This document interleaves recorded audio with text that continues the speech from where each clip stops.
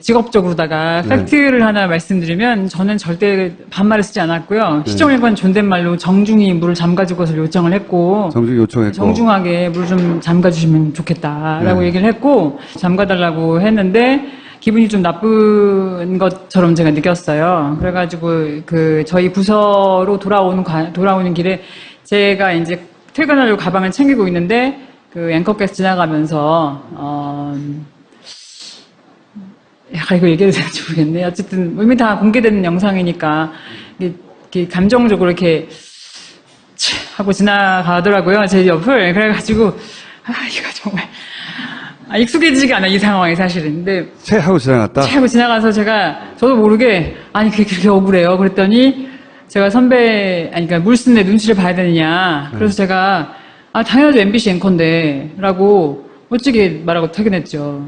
거기까지는 있을 수 있는 일이 아닐까요? 근데 그 다음날 아침에 출근 전 8시 한 30분쯤인가 노조 사무실에서 일하는 간사 선배가 있는데 그 다음날 선배가 바로 아침에 다음날 바로 아침에 전화를 해서 매우 다급한 목소리로 윤경아 너 어제 배현진 씨랑 무슨 일 있었어? 라고 물어보는 거예요. 제가 아무한테 얘기한 적도 없는데 그래서 아니 어저께 화장실에서 물 잠그라고 하긴 했는데 근데 선배가 야, 좀 회사가 지금 난리가 났으니까 일단 알고 나오라고 하더라고요. 회사에서 난리가 났다고? 네, 지금 난리가 났으니까 알고 나오라고 해서 출근했는데 들어가자마자 부장이 부르시더라고요. 부장이 불러서 부장께서 윤경아 너 어제 화장실에서 있었던 일을 처음부터 끝까지 자세하게 얘기를 해달라고 하는 거예요.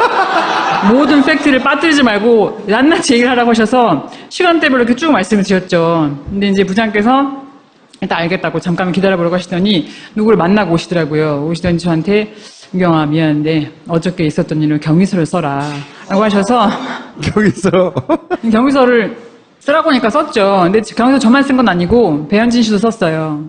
저는 2013년 7월 며칠 5층 여자 화장실에서 배현진 씨를 만났습니다. 배현진 씨는 그때 양치하고 있었는데 제가 보기에 물을 과도하게 사용한 것 같아서 물을 잠가달라고 했습니다. 배현진 씨는 그때 저에게 이렇게 말 썼어요. 쭉 써가지고 부장께서는 너는 기자니까 드라이기 팩트만 간략하게 쓰라고 하셔서 한 A4 한 반 정도 써가지고 낸 것 같아요.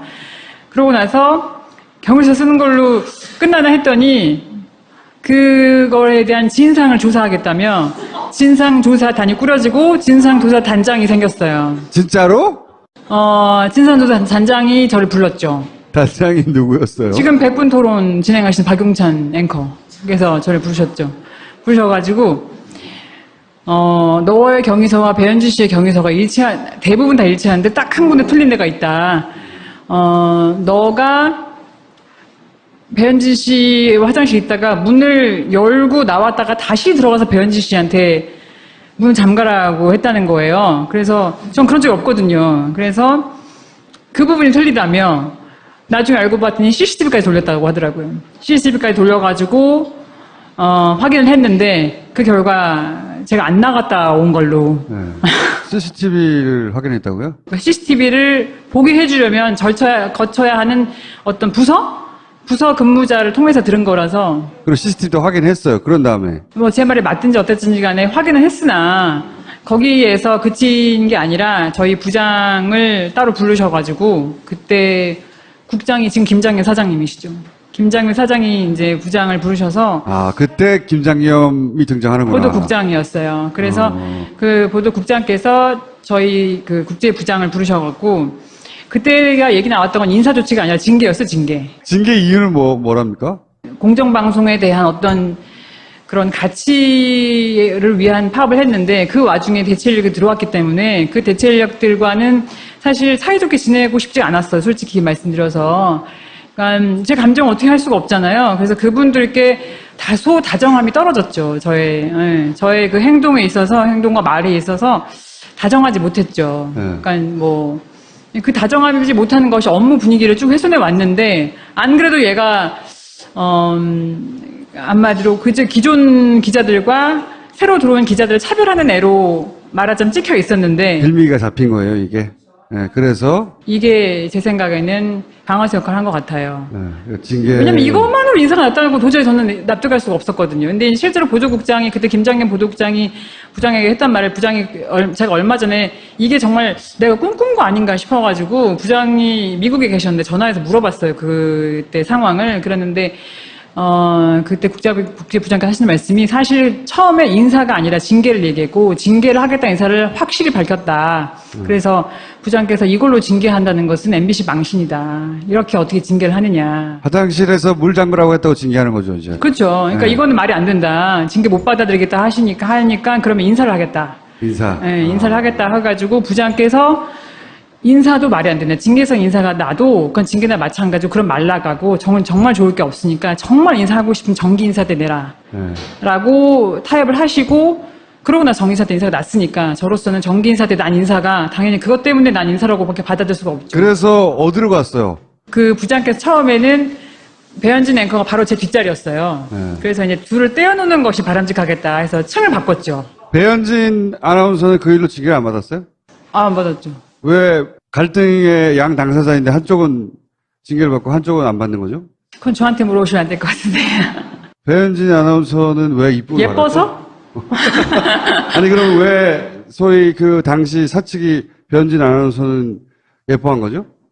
그건 있었죠. 그 배현진 아나운서가 파업을 하다가 올라갔었잖아요. 파업을 접고. 그리고 파업 때 이용을 당했다는 뉘앙스의 글을 많이 올리고 또 인터뷰도 했던 걸로 제가 기억을 해요. 처음엔 파업을 했었고 배현진 아나운서가 중간에 뉴스를 복귀를 했고 그리고 자기가 이제 파업을 주도하는 세력에 의해서 이용을 당했다. 지금 말한 것처럼 그런 뉘앙스의 글을 썼던가요? 트위터인가 뭐 어디인가에 올렸었다고 기억해요. 네네네, 지금 맞아요. 자기가 동의하지 않은 바였다는 네네. 뉘앙스의 글을 올렸던 걸로 기억을 하고 저는 개인적으로 파업에 다 동의할 필요 없다고 생각해요. 자기 선택이니까 올라간 걸 가지고서 배신했다거나 뭐라고 하는 건 전혀 없고요. 다만 이 사측에서 봤을 때는 상징적인 인물이 그렇게 그 공식적인 고지를 하면서 올라왔다면 사측에서는 제가 사측이어도 예뻐하지 않을 수는 없었을 것 같아요. 그렇게 해서 이제 어디로 쫓겨난 거예요? 기자를 하다가. 지금 제가 있는 부서가 미래방송연구소라고, 뭐 하는 데입니까? 그냥 하루 종일 앉아있는 거예요. 일을 아예 안 주는 건가요? 네, 바로 그 말씀입니다. 그거 참. 일을 안 일을 전혀 줘요? 안 주죠. 일을 전혀 주지 않고, 근데 저 말고도 그런 그 일을 전혀 받지 못하는 기자나 PD, 아나운서가 굉장히 많아요. 여기요? 옆방? 그나마 저는 상암동 본사에 있지만 뭐 예를 들면 여의도나 아니면 구로 같은데 뭐 폐건물이나 가건물 같은 수준의 사무실도 차려가지고 거기로 사람을 보내고 했죠. 일부러 그런 사무실 차려서 글로 보내버려요? 하지만 성과는 입력을 해야 돼요. 뭘 했다라는 거를 일주일 단위로 입력을 해야 되거든요. 내가 이번 주에 뭘 했고 어떤 성과를 냈고 어떤 업적을 이뤘다는 거를 일을 아무것도 안 주는데. 안 주면서 그러니까 어처구니 없는 이유로 옆방으로 쫓겨간 사람들이 많다는 거 아니에요? 아주 많습니다. 아주 많아요? 아주 많고요. 그 누적 집계로는 한 200명 가까이 돼요. 200명 정도 쫓겨갔고. 부당 정보, 부당 징계 합해가지고 200명 가까이 되고 지금 뉴스데스크를 만들고 있는 인원 중에 한 90% 제가 모르는 사람들이에요. 그러니까 전혀 저희는 사실 보도국에 일하는 사람들 서로 모른다는 게 있을 수가 없는 일이에요. 그 회사 분위기도 독특하고 그다음에 일이 굉장히 이렇게 그 팀 단위로 이루어지는 경우가 많고 해서 보도국에 있으면 모를 수가 없습니다. 근데 제가 지금 뉴스데스크에 나오는 리포트하는 기자들 중에서 모르는 사람이 90%니까 그분들은 사실상 2012년 파업 이후에 다 들어온 분들이죠. 그걸 채웠던 90%는 다 어디로 가 있다는 얘기네요. 아, 그렇죠. 다 가 있습니다.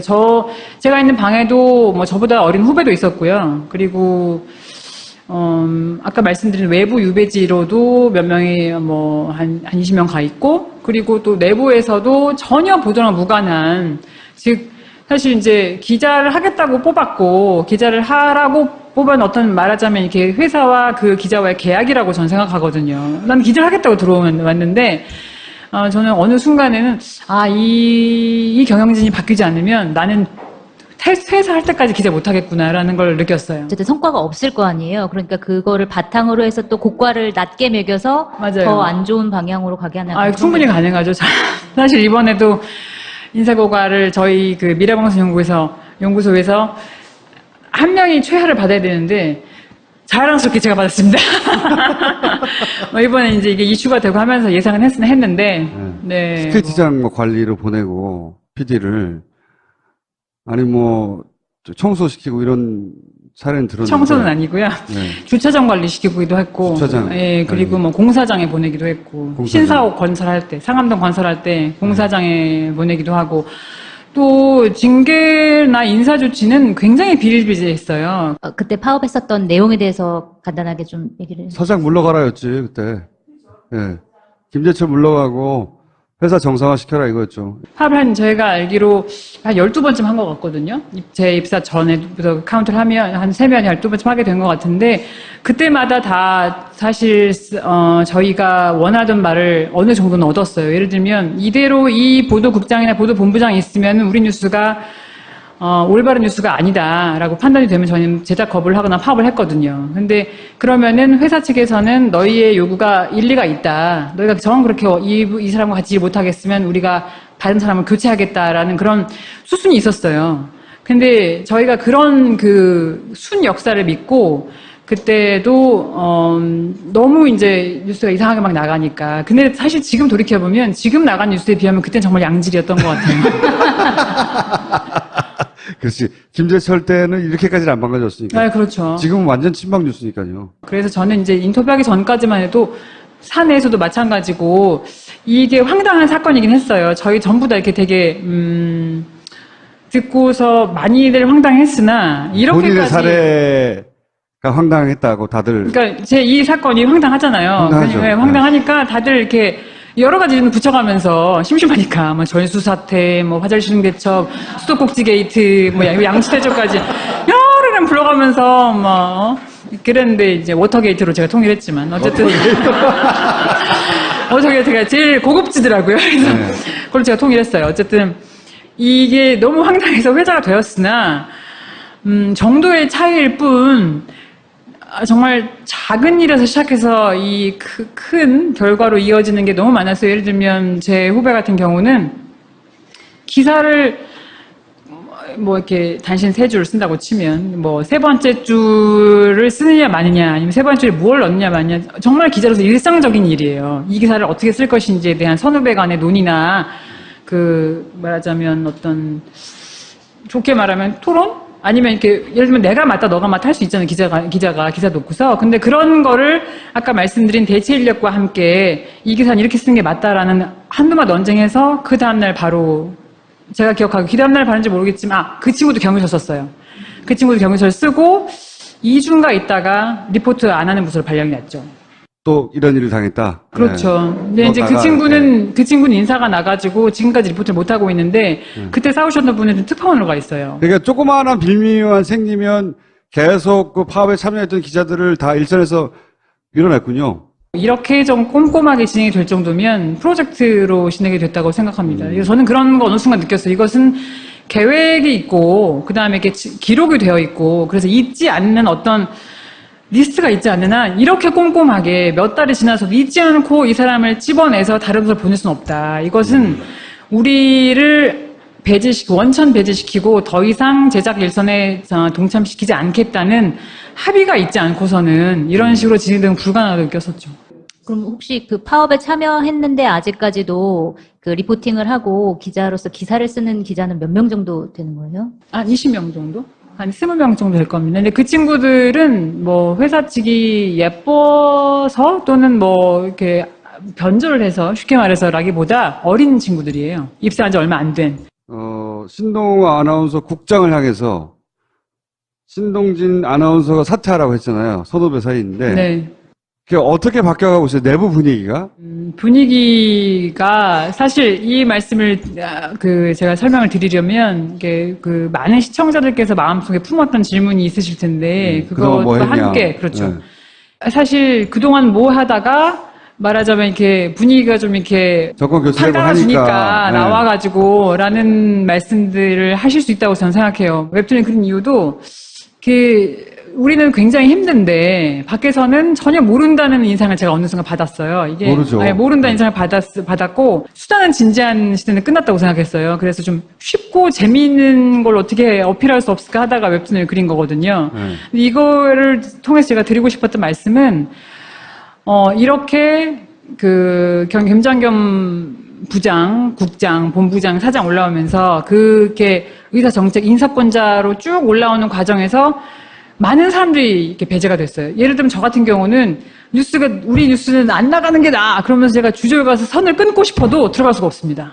그러니까 저는 제 출입증은 출입이 안 되는 출입증을 주는 거예요. 저는 리포트를 만든 입장이지만 제품은 사실 정말 제 자식이나 마찬가지예요. 그래서 어떻게든 살리고 싶고 없애기 싫어요. 그러니까 안에 계시는 분들도 피드수첩을 없애느니 거기서 내가 좀이라도 좀 이렇게 그 사회에 기여하는 리포트를 만들고 싶다, 제작을 하고 싶다라는 생각 때문에 남아 계셨는 것 뿐이지, 그 과정에서 굉장히 많이 싸웠어요. 그러면서 징계받고, 정직 3개월 갔다 돌아오고, 뭐 다른 부서 갔다 돌아오고, 그런 과정을 다 겪으면서 본인의 깜냥껏 정말 싸워왔거든요. 그런 움직임 속에서 이제 조금 외부 환경이 저에게 좀 이게 우호적이 됐잖아요. 정치적 상황이라든지 또 시청자들의 시선 같은 게 되게 우호적이 됐기 때문에 PD수첩 처음에 제작 거부 시작을 하셨고 7월 말에 거기 2580 다시 제작 거부 시작했고 그다음에 아나운서들, 보도국 기자, 보도국 밖에 있는 사람 전부 다 제작 거부 또는 저같이 제작을 안 한 사람들은 업무 거부 대열에 합류하셔서 지금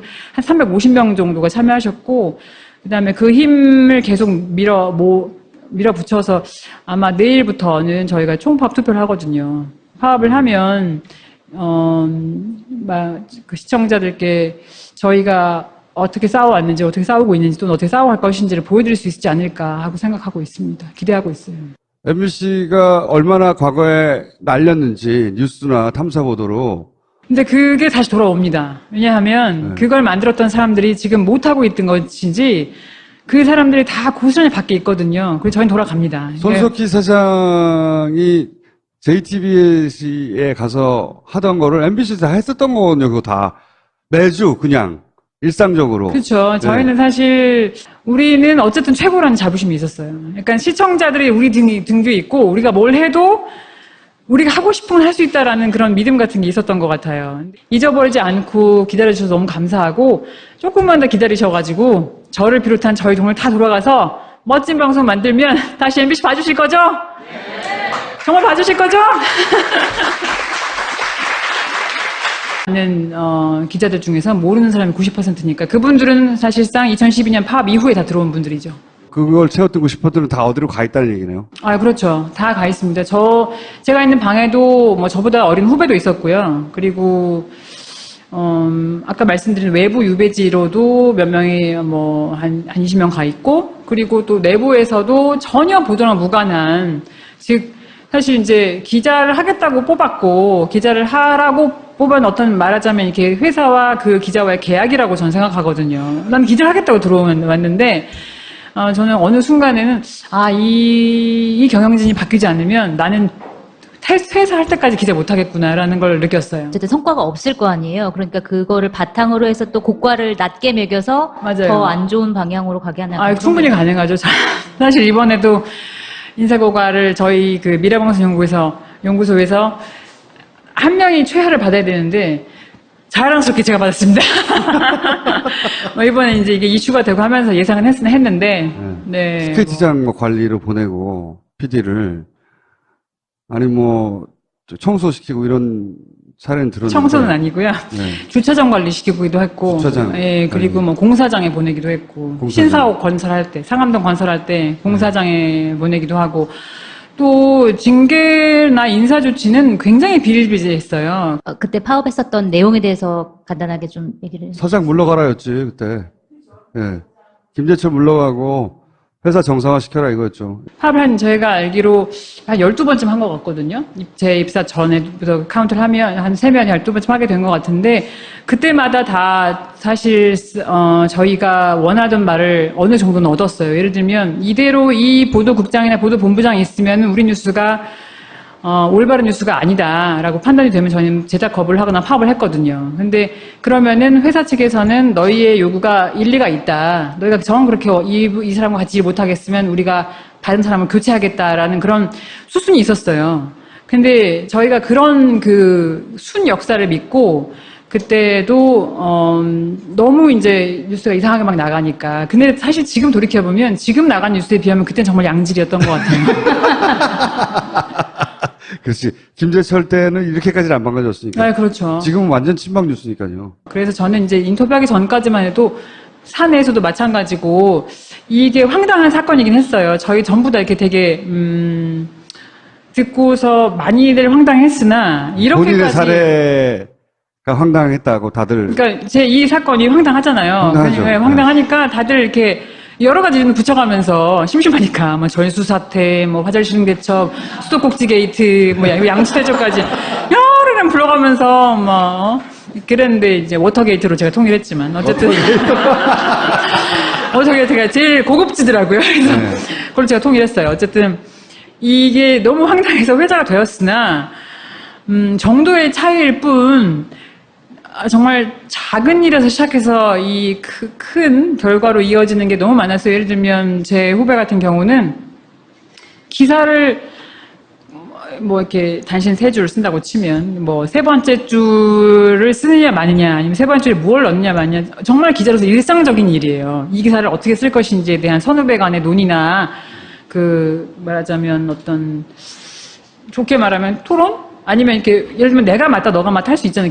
기자가 기사 놓고서. 근데 그런 거를 아까 말씀드린 대체 인력과 함께 이 기사는 이렇게 쓰는 게 맞다라는 한두 마디 논쟁해서 그 다음날 바로 제가 기억하고 그 다음날 바른지 모르겠지만 그 친구도 경위서 썼어요.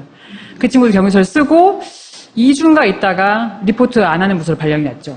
또 이런 일을 당했다. 그렇죠. 네. 근데 이제 그 친구는 인사가 나가지고 지금까지 리포트를 못 하고 있는데 그때 싸우셨던 분은 특파원으로 가 있어요. 그러니까 조그마한 빌미만 생기면 계속 그 파업에 참여했던 기자들을 다 일선에서 밀어냈군요. 이렇게 좀 꼼꼼하게 진행이 될 정도면 프로젝트로 진행이 됐다고 생각합니다. 그래서 저는 그런 거 어느 순간 느꼈어요. 이것은 계획이 있고 그다음에 이렇게 기록이 되어 있고 그래서 잊지 않는 어떤 리스트가 있지 않는 한 이렇게 꼼꼼하게 몇 달이 지나서도 잊지 않고 이 사람을 집어내서 다른 곳을 보낼 수는 없다. 이것은 우리를 원천 배제시키고 더 이상 제작 일선에 동참시키지 않겠다는 합의가 있지 않고서는 이런 식으로 진행되는 불가능하다고 느꼈었죠.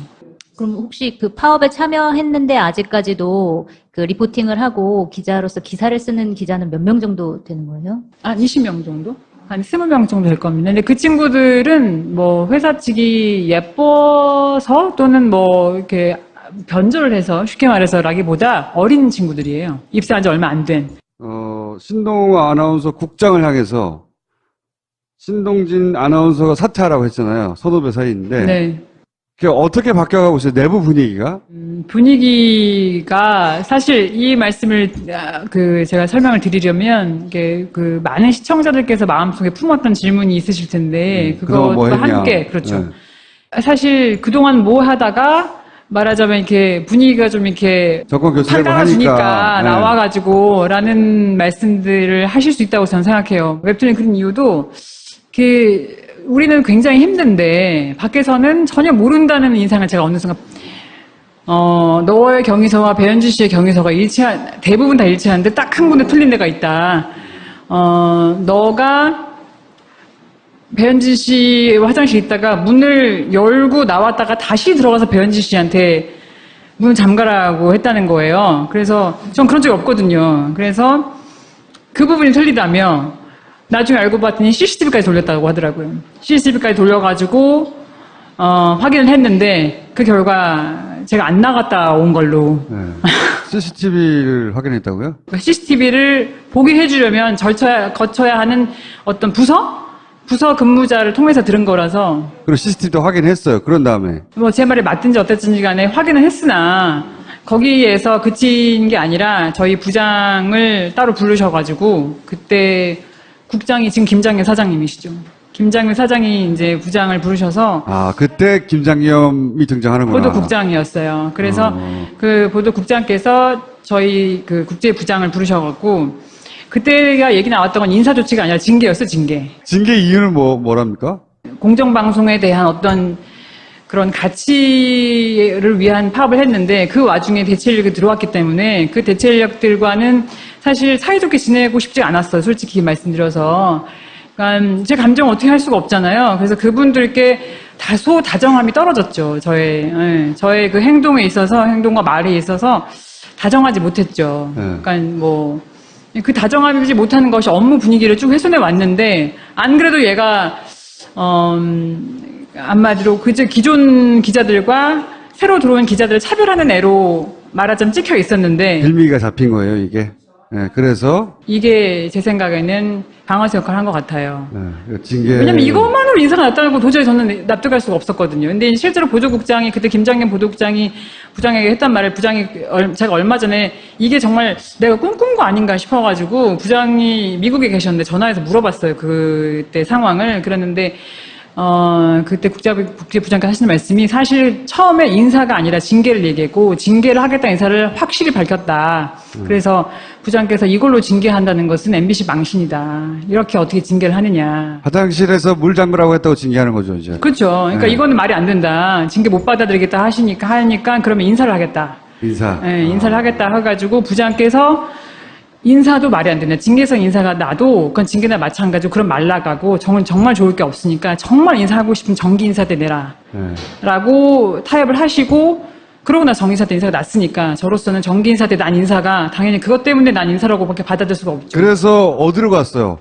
그 부장께서 처음에 직업적으로다가 팩트를 하나 말씀드리면 저는 절대 반말을 쓰지 않았고요. 시정일관 존댓말로 정중히 물을 잠가줄 것을 요청을 했고 정중히 요청했고. 정중하게 물 좀 잠가주시면 좋겠다라고 얘기를 했고 잠가달라고 했는데 기분이 좀 나쁜 것처럼 제가 느꼈어요. 그래가지고 저희 부서로 돌아오는 길에 제가 이제 퇴근하려고 가방을 챙기고 있는데 그 앵커께서 지나가면서 이거 얘기해도 되는지 모르겠네. 어쨌든 이미 다 공개되는 영상이니까 이게 감정적으로 이렇게 하고 지나가더라고요. 제 옆을. 그래가지고 이거 정말 익숙해지지가 않아 이 상황이 사실은. 근데 채 하고 지나갔다? 채 하고 지나가서 저도 모르게 그게 그렇게 억울해요. 그랬더니 제가 그러니까 물 쓰는 애 눈치를 봐야 되느냐. 그래서 제가 당연하죠. MBC 앵커인데 라고 멋지게 말하고 퇴근했죠. 거기까지는 있을 수 있는 일이 아닐까요? 근데 그 다음날 아침에 출근 전 8시 한 30분쯤인가 노조 사무실에서 일하는 간사 선배가 있는데 그 다음날 선배가 바로 아침에. 다음날 바로 아침에 전화를 해서 매우 다급한 목소리로 윤경아 너 어제 배현진 씨랑 무슨 일 있었어? 라고 물어보는 거예요. 저 아무한테 얘기한 적도 없는데 그래서 아니 어저께 화장실에서 물 잠그라고 하긴 했는데 그랬는데 선배가 야, 좀 회사가 지금 난리가 났으니까 일단 알고 나오라고 하더라고요. 회사에서 난리가 났다고? 네, 지금 난리가 났으니까 알고 나오라고 해서 출근했는데 들어가자마자 부장이 부르시더라고요. 부장이 불러서 부장께서 윤경아 너 어제 화장실에서 있었던 일을 처음부터 끝까지 자세하게 얘기를 해달라고 하는 거예요. 모든 팩트를 빠뜨리지 말고 낱낱이 얘기를 하라고 하셔서 시간대별로 이렇게 쭉 말씀을 드렸죠. 근데 이제 부장께서 일단 알겠다고 잠깐만 기다려보라고 하시더니 누구를 만나고 오시더라고요. 오시더니 저한테 윤경아 미안한데 어저께 있었던 일을 경위서를 써라 라고 하셔서 경위서를 쓰라고 하니까 썼죠. 근데 경위서 저만 쓴 건 아니고 배현진 씨도 썼어요. 저는 2013년 7월 며칠 5층 여자 화장실에서 배현진 씨를 만났습니다. 배현진 씨는 그때 양치를 하고 있었는데 제가 보기에 물을 과도하게 사용한 것 같아서 물을 잠가달라고 했습니다. 배현진 씨는 그때 저에게 이렇게 말을 썼어요. 쭉 써가지고 부장께서는 너는 기자니까 드라이기 팩트만 간략하게 쓰라고 하셔서 한 A4 한 반 정도 써가지고 낸 것 같아요. 그러고 나서 경위서 쓰는 걸로 끝나나 했더니 그거에 대한 진상을 조사하겠다며 진상조사단이 꾸려지고 진상조사단장이 생겼어요. 진짜로? 진상조사단장이 저를 불렀죠. 단장이 누구였어요? 지금 100분 토론 진행하신 박용찬 앵커께서 저를 부르셔가지고 얘는 배현진 앵커가 바로 제 뒷자리였어요. 그래서 이제 둘을 떼어놓는 것이 바람직하겠다 해서 층을 바꿨죠. 배현진 아나운서는 그 일로 징계를 안 받았어요? 안 받았죠. 왜 갈등의 양 당사자인데 한쪽은 징계를 받고 한쪽은 안 받는 거죠? 그건 저한테 물어보시면 안 될 것 같은데. 배현진 아나운서는 왜 이쁘게 예뻐서? 말하죠? 아니, 그럼 왜 소위 그 당시 사측이 배현진 아나운서는 예뻐한 거죠?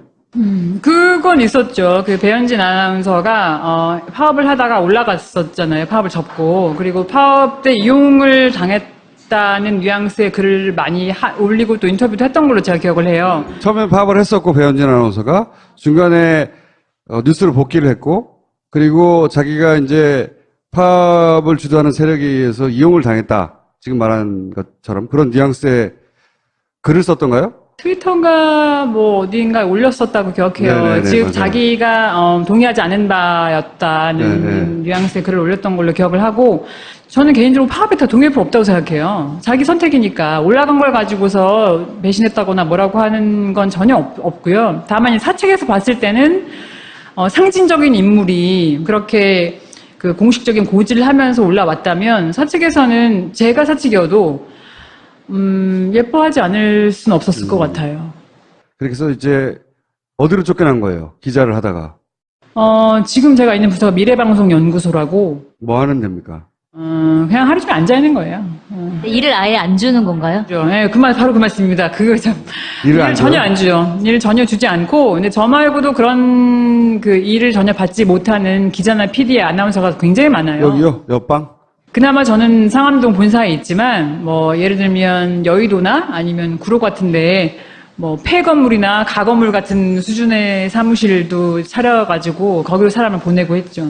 일부러 그런 사무실 차려서 글로 보내버려요? 하지만 성과는 입력을 해야 돼요. 뭘 했다라는 거를 일주일 단위로 입력을 해야 되거든요. 내가 이번 주에 뭘 했고, 어떤 성과를 냈고, 어떤 업적을 이뤘다는 거를 일 아무것도 안 주는데. 안 주면서. 그러니까, 어처구니 없는 이유로 옆방으로 쫓겨간 사람들이 많다는 거 아니에요? 아주 많습니다. 아주 많아요? 아주 많고요. 그 누적 집계로는 한 200명 가까이 돼요. 200명 정도 쫓겨갔고. 부당 정보, 부당 징계 합해가지고 200명 가까이 되고, 지금 뉴스데스크를 만들고 있는 인원 중에 한 90% 제가 모르는 사람들이에요. 그러니까 저희는 사실 보도국에 일하는 사람들 서로 모른다는 게 있을 수가 없는 일이에요. 그 회사 분위기도 독특하고, 그 다음에 일이 굉장히 이렇게 팀 단위로 이루어지는 경우가 많고 해서, 보도국에 있으면 모를 수가 없습니다. 근데 제가 지금 뉴스데스크에 나오는 리포트